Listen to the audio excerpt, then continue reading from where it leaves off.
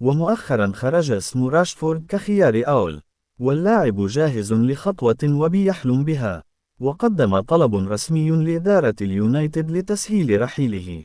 بس بعيدا عن كل ده، ليه برشلونة تفكر في راشفورد صلا؟ صفقة راشفورد المنتظر. السعر. برشلونة في ظروف مالية صعبة جدا يا صديق الفريق، كان فعلا قادر يدفع مبلغ كبير في ويليام، بس السبب أنها كانت صفقة دعائية من الدرجة الأولى، وفرصة بالنسبة للنادي، فكانوا مستعدين يعملوا كل حاجة علشانها.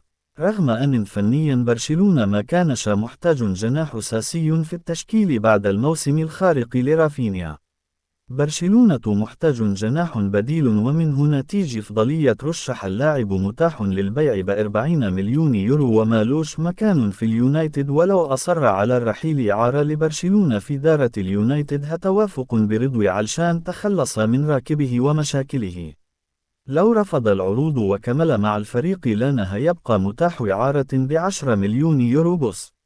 وضرب ممتاز جدا في لاعب زي راشد تقدر تعتمد عليه موسى. لو نجح فانت كسبت الخير، ولو فشل فانت ما خسرش. خرجت تقارير بتقول أن اللاعب جاهز ينزل 40% من راتبه علشان ينضم لبرشلونة. وده يخلي راكبه حوالي 6 أو 8 مليون يورو. وده رقم مناسب لبرشلونة، بقى يعني ماليا سعر ضم بطيء وراكبه في مقدور النادي، وبالتالي ضمه للفريق مش هي شكل أي عقبة مالية زي لاعب تاني. التعددية. لما أنت كمدرب أو إدارة بتفكر في لاعب بديل، يكون الهدف أنه يبقى مفيد متعدد المراكز وعنده اللي يقدمه ومختلف عن اللي موجود. وراشفورد كلاعب هو قادر يلعب كجناح شمال أو يمين، وممكن كمان مهاجم زي ما كان في بدايته قبل ما يتحول للطرف، يعني هو بديل أو لرافينيا، وممكن يلعب بديل لمان كمان، غير أنه مناسب كبديل لليفاندوفسكي. كاف يعني أنت كسبت واحد قادر يريح المدرب ويكون إضافة أنت محتاجها بالضبط. هو سريع جدا، مهاري لدرجة كويسة جدا، وصاحب شخصية قصاد المرمى وقادر الفريق. وده لما يكون راشفورد في ظل حالاته.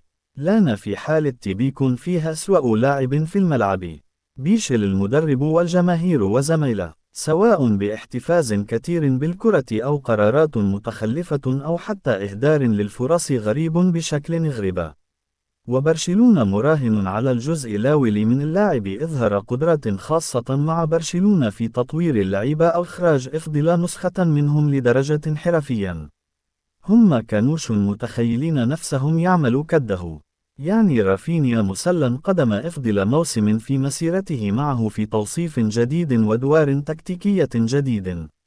كمان ليفاندوفسكي قدم أفضل ليه مع برشلونة وغيرهم، ويمكن ده يكون سبب أن راشفورد عاوز يروح برشلونة بالذات، وبرشلونة كمان عايز رشا طالما اللاعب عنده الجودة فليك قادر يخليه من أفضل اللعيبة في مركزه، سواء بالتوظيف أو التعامل النفسي أو داخل الملعب.